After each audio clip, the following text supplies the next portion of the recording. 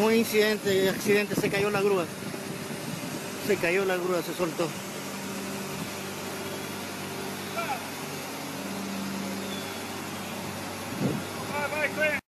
IMPD is investigating the death of a man near Post Road in Rolls Avenue. We've got a live look at the scene for you. Police say a man working on a crane was moving a 5,000-pound generator. He did not have the stabilizers set properly, and the load shifted. The crane moved. The generator landed on top of him. Investigators say the man was pronounced dead at the scene. His name has not been released. We'll have more later today at 5.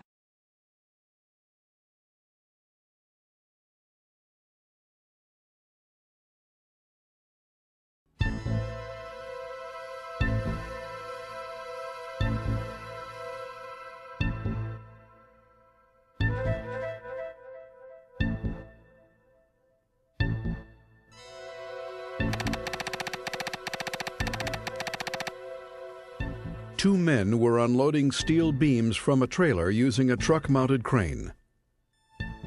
The outriggers on the crane were fully extended and set. The rigger and his helper walked with each load, controlling it with tag lines. The crane operator lifted each load and swung the crane to his right about 180 degrees and lowered the beams to the ground. During the unloading, the foreman approached to talk with the rigger's helper. When the unloading was finished, the crane operator began to put away the rigging and stow the crane. The foreman left, but the rigger's helper remained standing beside the outrigger. As the operator swung the crane into the stowed position, the rigger's helper was crushed between the crane cab and the outrigger he was leaning against.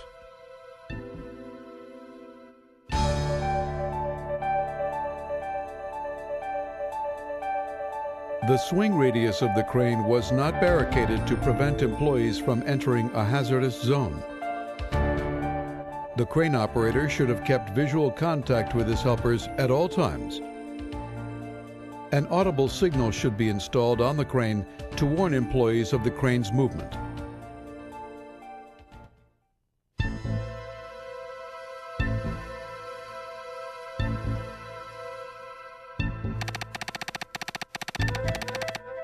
A 45-ton hydraulic telescoping crane was being used to move several loads, weighing more than 2 tons each. The crane has a multi-part main line and a single-part auxiliary line. The crane operator had experience operating other cranes, but had no training on this specific model crane. Before beginning, he asked other crane operators how certain controls worked. He did not understand their instructions. He practiced raising and lowering the main hook and extended and retracted the boom for 15 minutes. During this time, alarms were ringing in the cab that the crane operator did not understand. He was eventually able to shut them off along with the anti-two-block system on the computer. A rigger was positioned near the first load to connect the crane's hook. He was inexperienced and undergoing his second day of training. The crane operator extended the boom to put the hook over the load. The lengthened boom put the auxiliary hook and line in a two-blocked condition.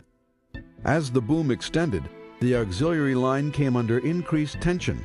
The rigger noticed a cotter pin fly off. He looked up, saw the boom wiggle, and turned to run. The rigger was struck and killed instantly by the falling auxiliary hook.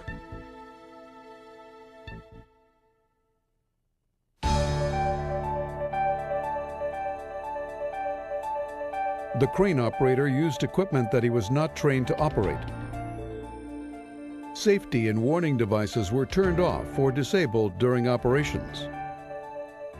Personnel must never work under the boom, hook, or loads. Although not contributing to the fatality, workers working near the water's edge must wear personal flotation devices, or PFDs.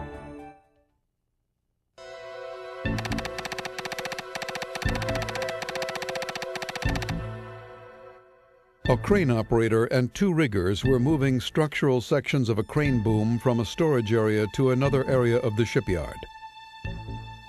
The riggers were positioned at both ends of the structural sections while they were being transported. After the first section was delivered, the men noticed their original route taken to deliver the first section was now blocked by another working crane. Rather than wait for the crane to finish and move out of the way, they decided to take another route to the worksite. As they transported the second section, the two riggers focused their attention on keeping the load headed straight down the narrow path. All three workers failed to see the overhead power lines. The crane boom contacted these high-voltage power lines. 7,200 volts passed from the power lines through the wire rope into the suspended structural section to the rigger, who was still holding on to the section. The rigger was killed instantly.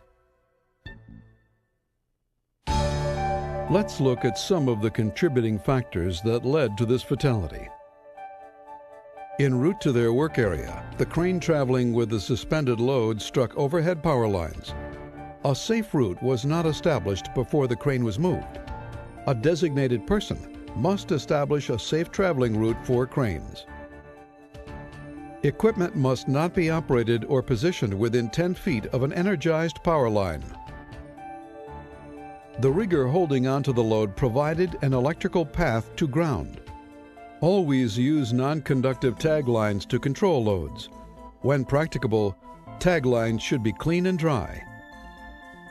Riggers assigned to assisting the movement of the crane and load must ensure sufficient distance is maintained between the extended boom of the crane and power lines.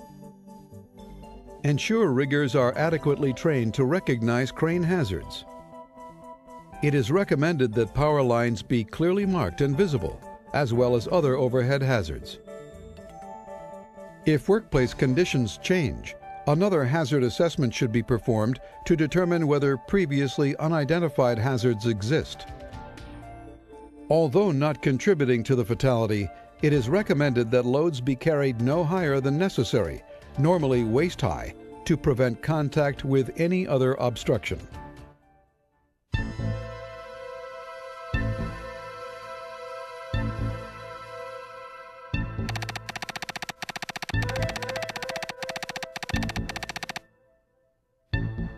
A truck crane lifts steel shell plates from a staging area. The crane holds them in place on the vessel while they are tack welded in position. After tack welding several steel shell plates, the welder went back to complete the welds on each plate. As the employee completed each weld, the crane continued moving additional plates into position. As the welder worked on the port section, the crane moved plates to the starboard side. The crane lifted each plate and swung it over the hull under construction. The crane operator inadvertently left the auxiliary hoist line partially extended. As the crane swung, the auxiliary line struck the top of a shell plate, snapping it at its tack-welded base. The shell plate toppled and fell onto the welder working below. The welder was crushed to death. Let's look at some of the contributing factors that led to this fatality. The crane operator did not recognize the hazards caused by the partially extended auxiliary hoist line. Crane operators should assess and recognize potential hazards before starting work. Unused slings and lines must be secured prior to moving the load. The crane operator swung the boom and load over an area where the employee was working. Crane operators must never swing loads over employees. The work should be planned and plates pre-positioned on both the starboard and port sides so there is no load passing over the workers. It is recommended that riggers wear a high visibility vest and have available to them an audible device such as a whistle to alert crane operators or nearby workers of unsafe situations. The welder was not aware that the crane had started to swing over his work area. Educate all workers of the hazards around working cranes. Crane operators should keep visual contact with nearby workers. Assign a spotter on the ground to make sure the crane will not interfere with other objects or other work operations.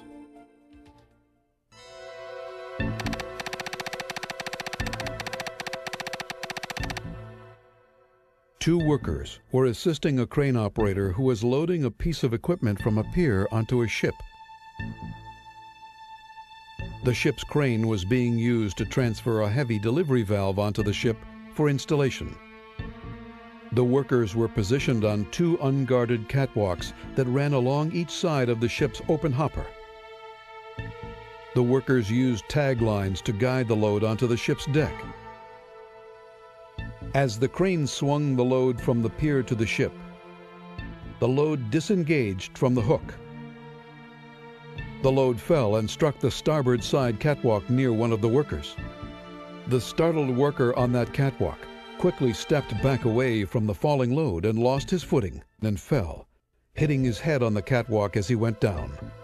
Unconscious, he fell into the hopper, which at the time was filled with water, and drowned. Let's look at some of the contributing factors that led to this fatality. The valve was not properly rigged to the hook of the crane. Always ensure that the load is properly rigged to prevent the load from becoming disengaged from the hook. It is recommended that hooks be equipped with a safety latch or moust. Actions were not taken to ensure adequate fall protection was provided to workers along unguarded edges. Employees working on elevated catwalks must have adequate fall protection. In required order, such protection includes guardrails, fall arrest systems, or if employees are working over water, personal flotation devices.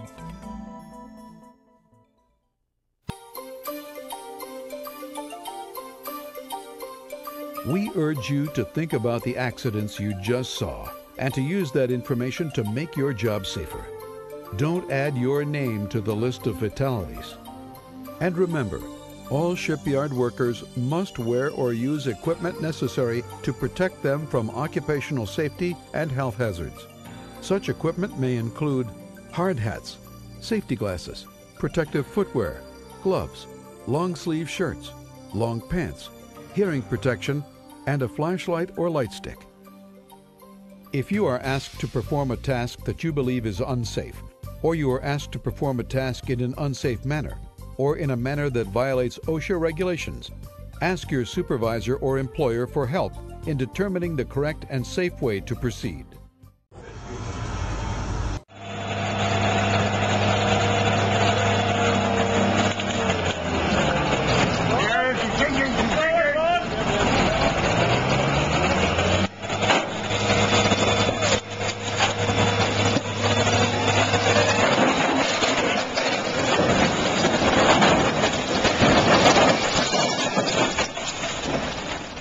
Now to a developing story out of Palm Beach. Horrible. Trying to hold on, but could not. That's how witnesses and first responders are describing a terrible crash on Palm Beach where a 68-year-old man was struck and killed by a large crane truck. News Channel 5's Christina Noche is live from South County Road and Royal Palm Way where this crash happened. Christina?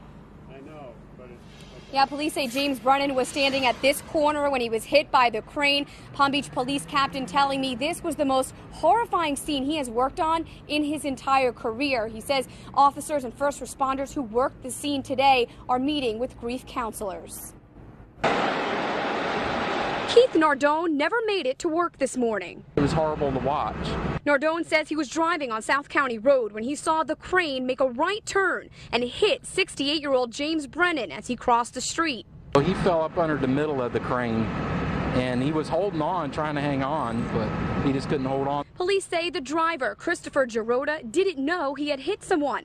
They say Giroda, who works for Bayer Crane and Rigging, continued driving about a mile toward his scheduled work site on Jungle Road. I mean, I waved at him and jumped out of my truck, and he just never seen it. Nardone says it was a gruesome scene, and many other pedestrians and store owners in the area witnessed the aftermath. Palm Beach police say the department's grief counselors were made available to anyone who wanted to talk. I've never seen nothing that horrible before. I mean, it's kind of devastating. Palm Beach police say right now the driver, Christopher Giroda, is not facing charges pending further investigation, but police say Giroda is cooperating with police. The driver's co-workers telling me he has 20 years of experience with this crane company and that he is extremely distraught over what happened here today. Reporting live from Palm Beach, Christina Noche, WPTV News Channel 5.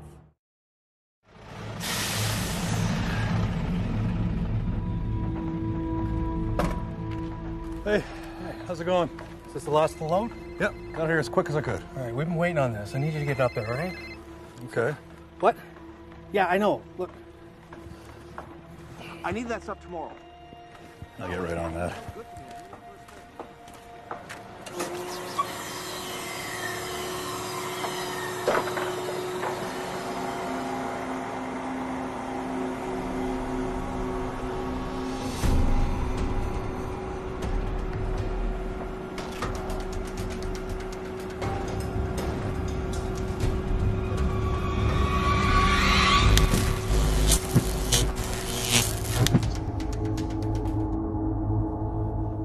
Okay, I can't move the crane. Listen to me. Don't move. That whole area could be energized. What do you mean, don't move? You're not in any danger if you don't move. Look, I'll call the power company right now. When a high voltage power line has been contacted, the ground around the point of contact can be energized for a great distance. If you can't move the machine out of contact and are in no danger, stay put until help arrives. If you are in immediate danger and have to move, keep your feet together and slowly shuffle at least 10 meters away. Your feet should move no farther than toe to heel, never leaving the ground.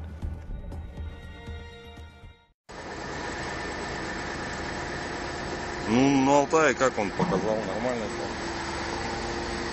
Блин, вообще, почитал так, ничего, техника, ага.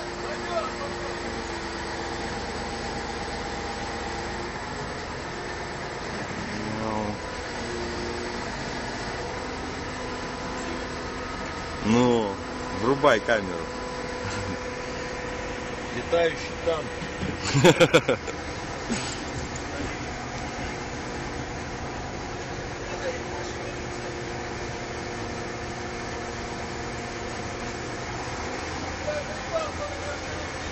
Ну, видимо.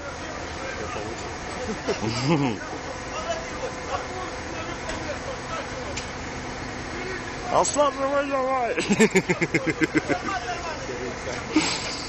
Не, прикольные процессы вот эти, блин. Он сколько весит, Игорек? Я все вот добиваюсь. Тон больше 10.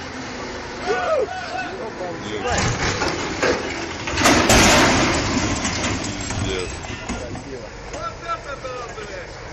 Вовремя я снял.